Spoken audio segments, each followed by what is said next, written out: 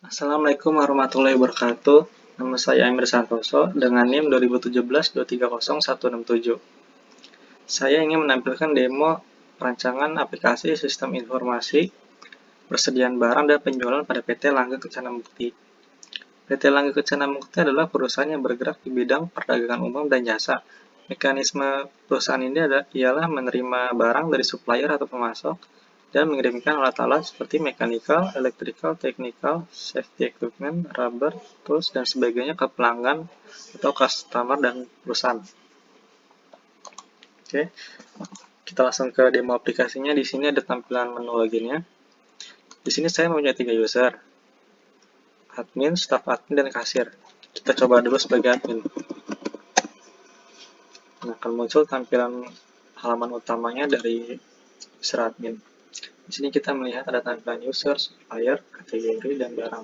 Di sini juga ada tampilan grafik chart untuk stok barang yang tersedia. Yang ini untuk barang yang harus dijual. Untuk grafik chartnya saya memakai tipe line, sedangkan ini untuk tipe bar. Oke, untuk hak akses dari admin sendiri itu dia memiliki semua hak akses. Cuma untuk tugas-tugasnya, misal kalau untuk tugas kasir, dia hanya bisa menambah barang, menu pembelian, penjualan, transaksi, stok, laporan, supply, dan kategori dan brand.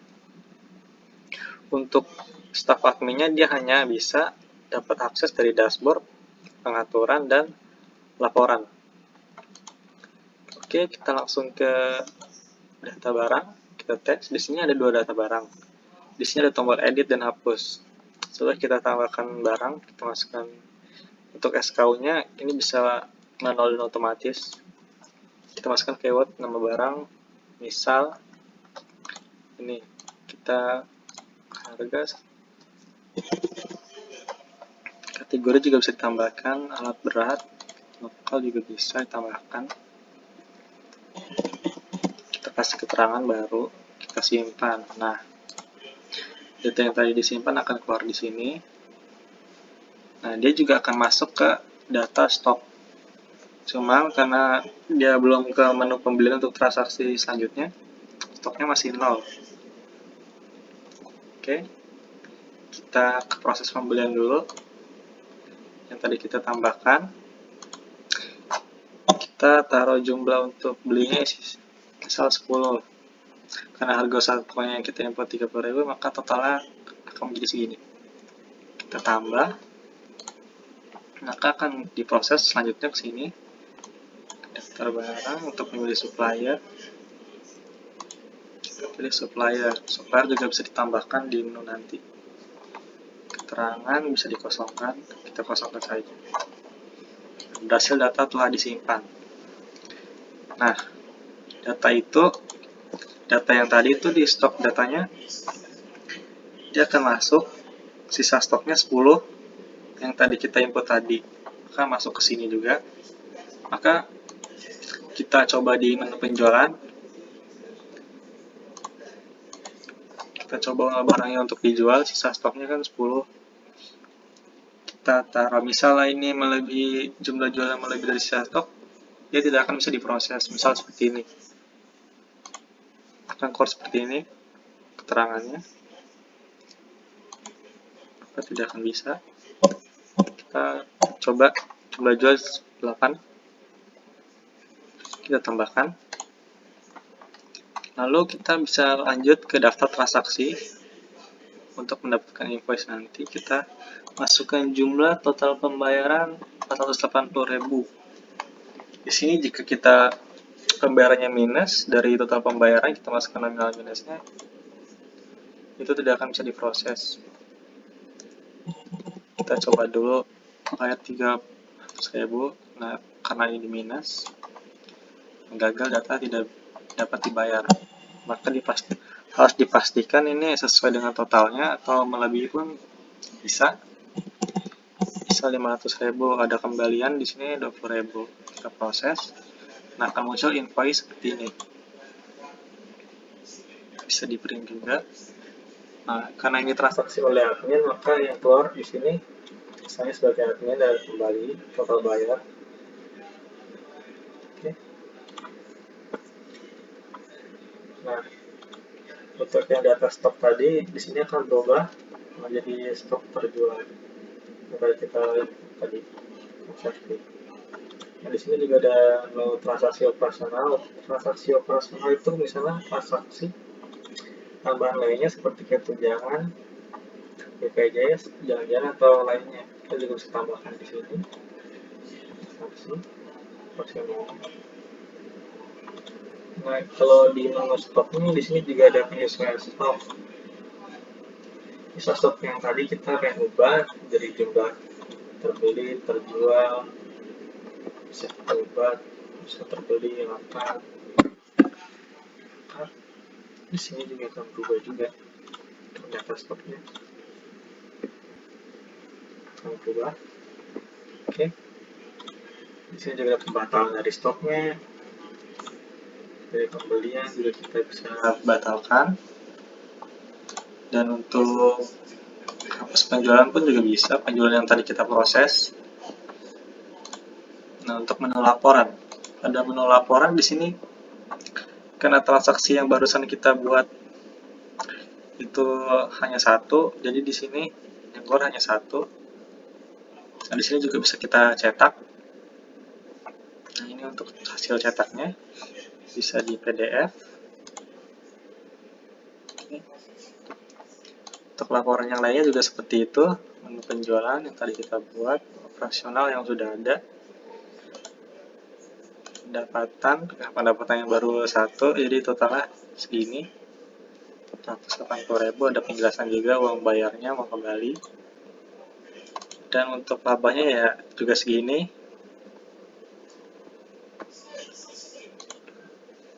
Untuk data supplier kita juga bisa tambahkan. Misal kita mau tambahkan dari PT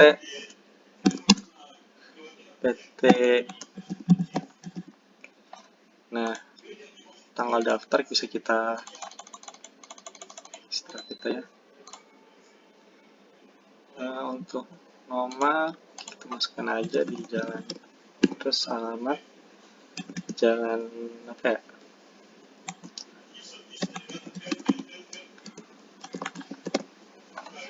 kita simpan.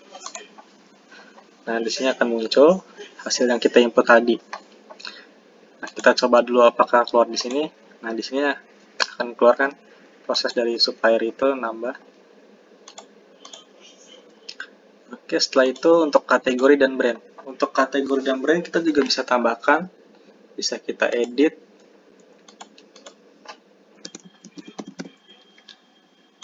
Kita edit dan dia akan berubah di sini. Untuk dihapus juga bisa. Dan tambahkan juga di sini. Untuk brand juga sama aja. Kita edit mau lokal atau non lokal. Tambahkan merek. Untuk merek aja ya. Merek misalnya dari ini Honda. Kita simpan. Maka keluar seperti ini. Untuk tampilan tadi data barang juga bisa akan keluar dari merek di sini, brandnya brand lokal atau brand Honda. Oke, selanjutnya di menu pengaturan. Nah, untuk menu pengaturan ini hak aksesnya hanya dimiliki oleh admin. Di sini kita juga bisa melihat ada 3 user. Ini untuk adminnya. Nah, untuk adminnya kita juga bisa edit-edit adminnya. Di sini juga ada untuk karyawan atau kasir. Di sini juga ada. Nah, untuk avatarnya juga bisa kita ganti. Bisa avatarnya ini. Nah, di sini juga ada edit password. Nah, ini juga bisa hanya dimiliki oleh admin. Jika misal user lain itu lupa password, dia harus menghubungi adminnya untuk dibuat password baru. Kita simpan. Nah, fotonya akan ganti karena ini transaksi dia, ini kan untuk transaksi penjualan yang oleh kasir. Di sini 0 karena dia belum proses untuk transaksi penjualan dan pembelian. Hanya baru adminnya. Oke.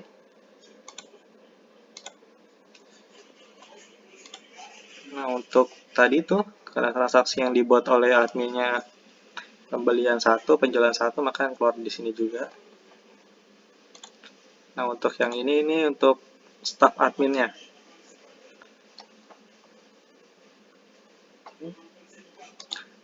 Nah, kita coba masuk ke user. Ya, bentar. Di sini juga ada jabatan. Nah, ini jabatan yang misalnya kayak kasir, staff admin juga bisa kita ganti di sini, masuk atau nambah jabatan. Atau kasir 2, staff admin 2. Juga kita bisa ubah. Nih, kita edit di sini. Kalau mau edit. Oke, kita ke hak akses. Nah, untuk hak akses ini hanya bisa dilakukan oleh admin juga. Di sini kan ada user, staff admin, dan kasir. Kita juga bisa ubah nih hak akses apa? User kasir itu memiliki hak akses di mana aja sesuai adminnya sendiri. Coba misal kita buka user staff admin dulu. Kita lihat menu yang dia ada. Nah, karena menunya cuma segini doang, berarti hak aksesnya baru diproses kita baru dashboard doang. Oleh karena itu, kita harus lagi sebagai admin, kita atur lagi hak aksesnya.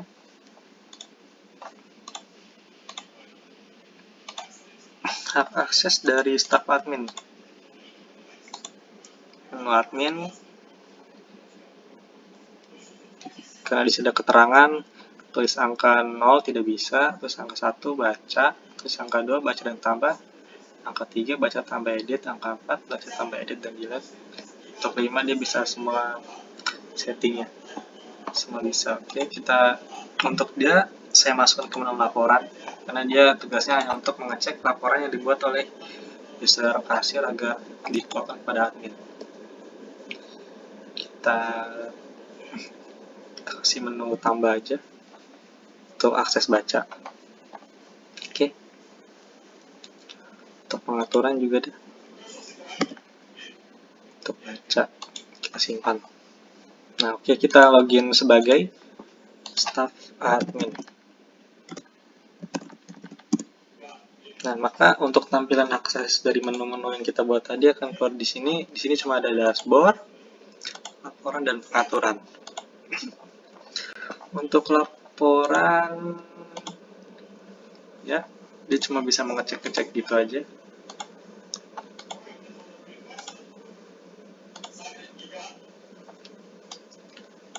Sama seperti laporan yang tadi dibuat oleh admin.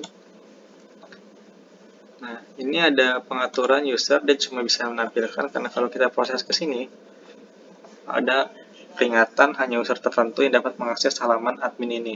Ini khusus untuk halaman admin. Untuk jabatan, sama, dia tidak bisa mengedit, cuma bisa menampilkan.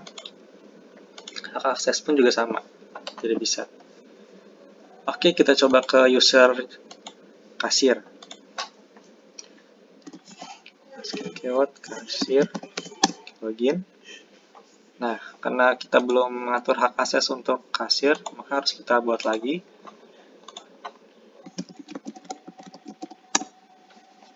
Untuk menu kasir. Oke, kita menu supplier. Karena tugasnya untuk transaksi, harus kita isi bagian ini. Oke, kita simpan. Lalu kita login sebagai kasir. Nah, maka menu yang tampilan kita buat tadi akan muncul di sini.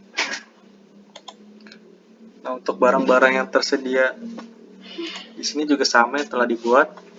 Menu pembelian, kasir juga bertugas untuk transaksi di menu pembelian, menu penjualan. Ini tugas-tugas kasir. Operasional, stok, sesuai dengan yang admin buat tadi. Pendapatan juga, supplier pun juga sama seperti tadi yang kita jelaskan. Di sini tidak ada menu pengaturannya. Kategori dan brand.